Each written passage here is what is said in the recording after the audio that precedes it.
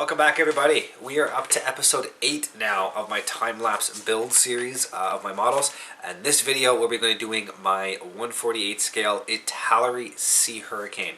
As I mentioned a couple of times, I may have said it within this video, but I've said it a bunch of times in my monthly updates, and I apologize in advance. I'm catching a cold. It's gone through the whole family like twice, so here we are with a stuffed up nose. Anyways, as I've said a few times in other videos, possibly this video, I haven't built a hurricane model since I was in high school, so like 15 years ago, if not longer. I've built one 1/48 scale hurricane prior to this, which is surprising considering, you know, me, Battle of Britain, World War II. Like, the fact that I've only really built one in 1/48 scale prior to this is pretty surprising. So finally got a hurricane model I wanted to build.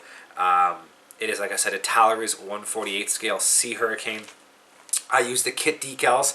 I painted it up as aircraft. Let's see, it is Z4550, and it's part of number 800 Naval Air Squadron in the August of 1942.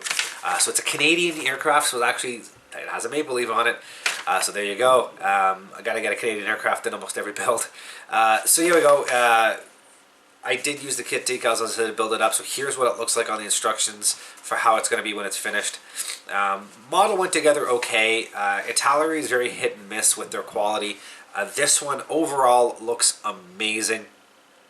The only two issues I really have with it, which you'll see as I'm building: one, the exhaust stacks mount to an engine that has to be mounted inside the cowling, and the engine is a piece of crap.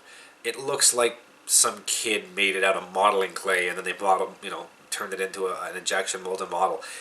The fit is atrocious. There's gaps everywhere. It vaguely resembles a Merlin engine when it's all put together. I was even going to skip it and keep it out because I didn't want to build it with the cowlings open, but the exhaust stacks have to mount to that. There's nothing else to mount the exhaust stacks to. So I put it in. It was kind of crooked. The exhaust stacks were crooked. The prop ended up being a little off center. Not much I could do considering what I started with. And my only other real complaint with it is the belly fairing. Where on a regular Hurricane it would be the belly, where on this one it has the space for the tail hook. Pretty bad fit. Big, huge gaps down the side. I had to do some filling with those to make it work. Other than that, everything turned out great. The model looks good. Lots of good detail.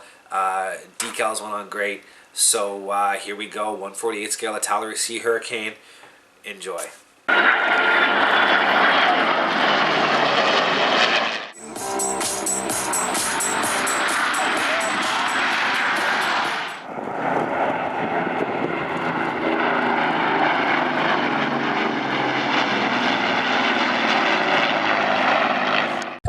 So as usual with the aircraft model, I did start with the cockpit section of this. The Hurricane cockpit is a little bit different than most. It has a tubular aluminum frame built around it, so I had to do some pre-painting. So parts of it were painted the aluminum, and then parts were painted with the RAF interior green, and then the cockpit building process continued as per standard. It also has a in-box photo etch seatbelt, which I did install and then painted up after the fact.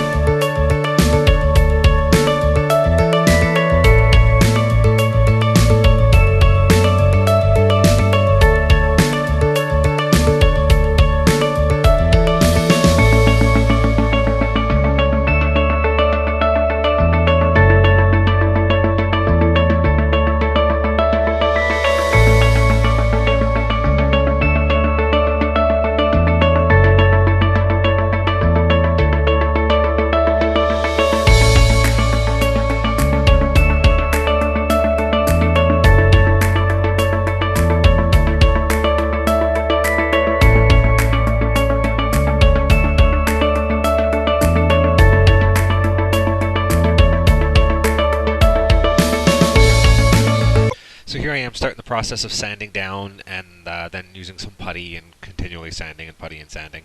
As I mentioned, the cowling area did not go together very well because the engine was a lump of plastic, so it took a bit of extra effort to get all the cowlings and everything to fit properly with everything interior-wise misaligned.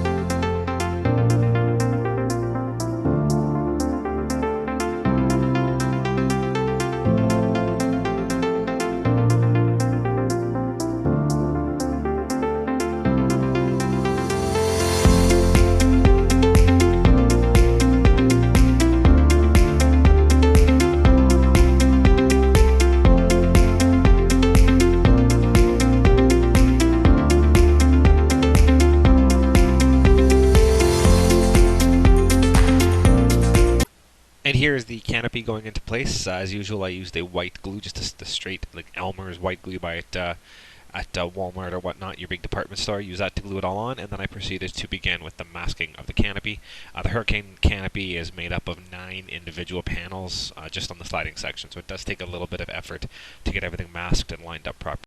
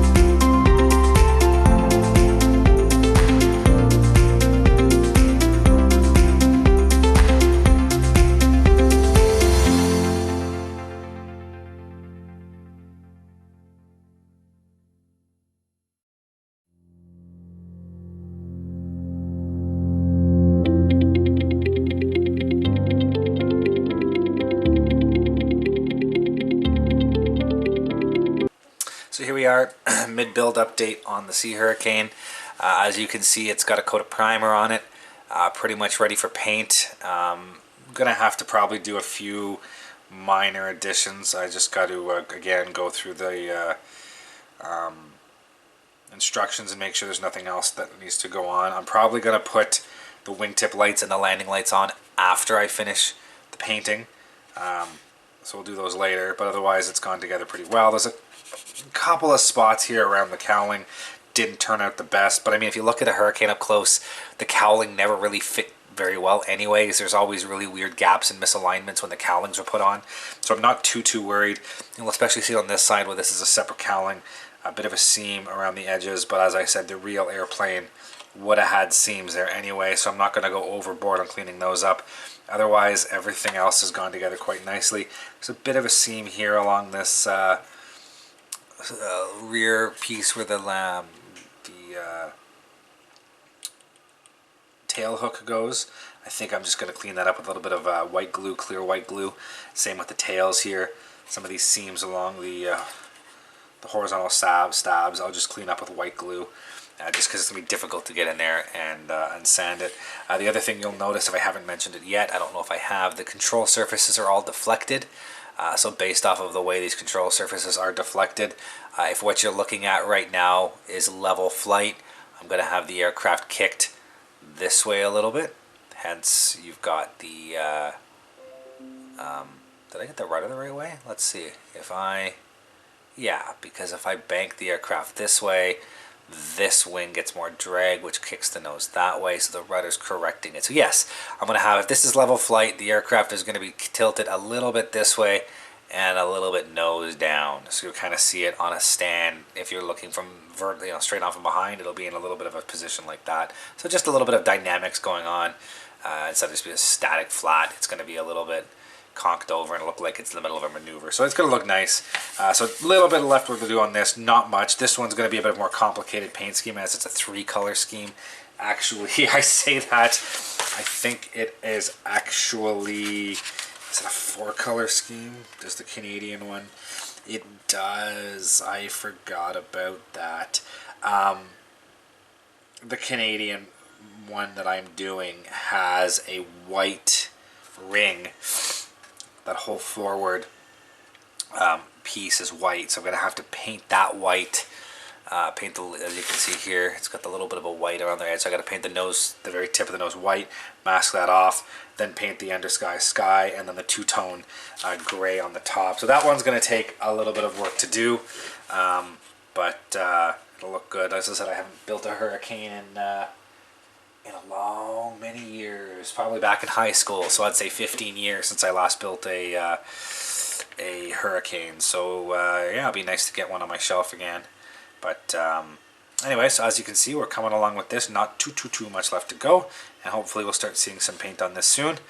So stay tuned. And here's the process I used to get the bases complete, or the base complete. It's a prefabbed base I picked up from Michael's, and then I gave it a quick sanding and some staining and some gloss coat, and drilled the hole in both the base and the model to accept a brass rod to hold the model up.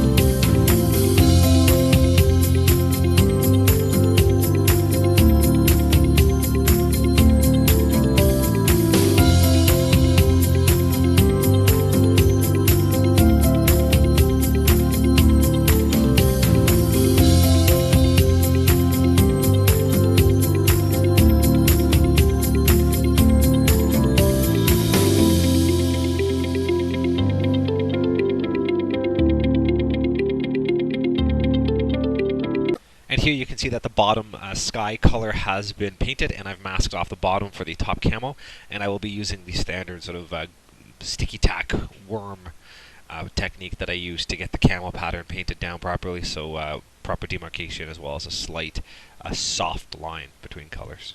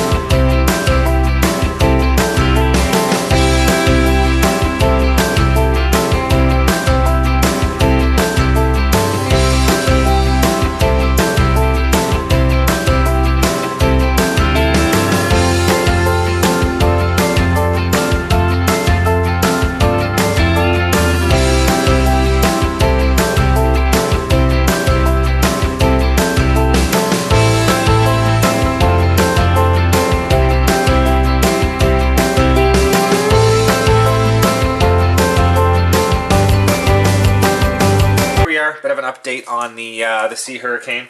I do have all of the painting completed. It turned out okay. I'm a little disappointed with the gray. I went with the color that was called out in the instructions, and it's a little bit lighter than it should be. I'm gonna go with it though. I don't really feel like going through the process of repainting everything again. So I'm just gonna once I weather it and darken it up, hopefully it'll come across with the right color. I mean, there's always variation in color anyways. It's just as easy to say, hey, they got a wrong batch of paint, or they painted it on the ship and they didn't have the right color. So, you know, there are ways around that. So the next step on this is going to be a set of gloss coat. Give it a good gloss coating and then get the decals on and then start the weathering process. I said earlier on in one of the update videos that I needed to paint the yellow and the red. Going back, I do have decals for the leading edge and the guns. The wing on the Hurricane isn't that odd of a shape. It's very consistent in terms of thickness along the wing and the shape of the wing. So it's not like a Spitfire where it has to curl around the tip and you get some really weird angles and stuff. This is just basically a square area. So I am just probably going to end up using the decal in place of the painting. It also gives me the ability to trim around the window and then put the landing lights and windows in after the fact, which is what I want to do. So I'm going to go ahead and just use the decals on that. So it is coming along. I do have a few little things I got to clean up in terms of I got to paint the spinner and the prop and make sure everything fits. Then the antenna still has to be glued on and painted in place and whatnot. So there is a little bit left to do on it. It is coming along quite well. I am very happy with the way it looks. So we will continue on. There you go. Sea Hurricane. Stay tuned for the weathering and decals.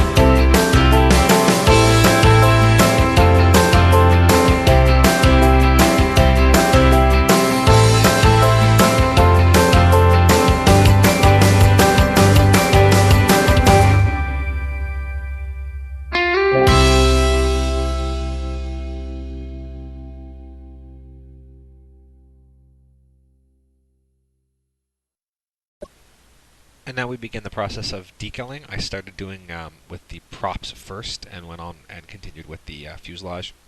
And with every other aircraft that I've decaled to this point, I gave it a beginning coat of future floor wax, give it a nice shiny base, get the decals in, and I use the solver set to make sure those decals settle down quite nicely. And these decals, even though they are kit decals, they are very, very well done. The registry for the colors is great, the opacity is good, and they laid down perfectly, settled in quite nice. Very happy with how these decals turned out.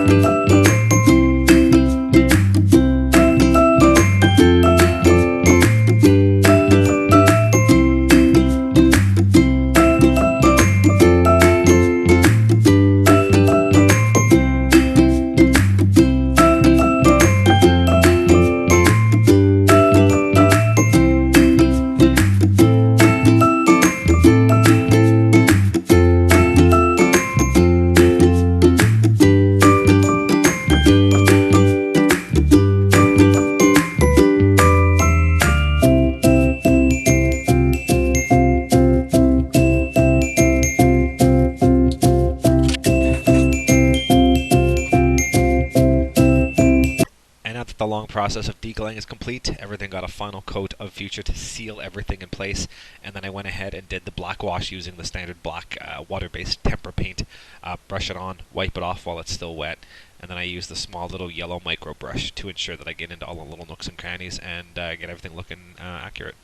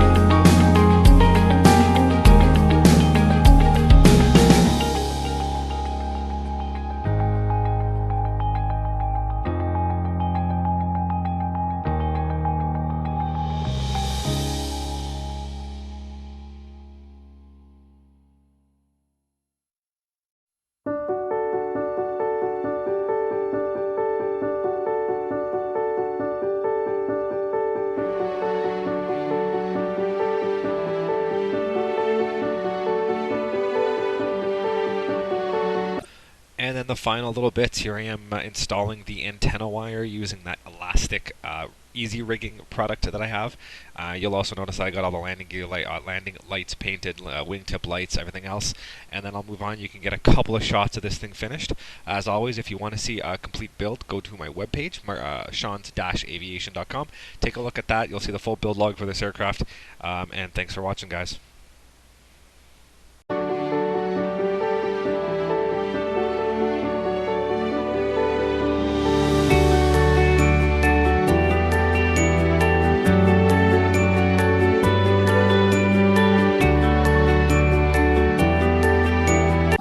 Thank you for watching, guys, and as always, if you are interested in any of the content you see, you can access my website at www.shans-aviation.com. You can see all the latest pictures of aircraft and museums and the build logs of all of my current models and past models on that site. And if you're interested in any of this content, please click the subscribe button here on YouTube to follow more. Thank you very much, and see you guys next time.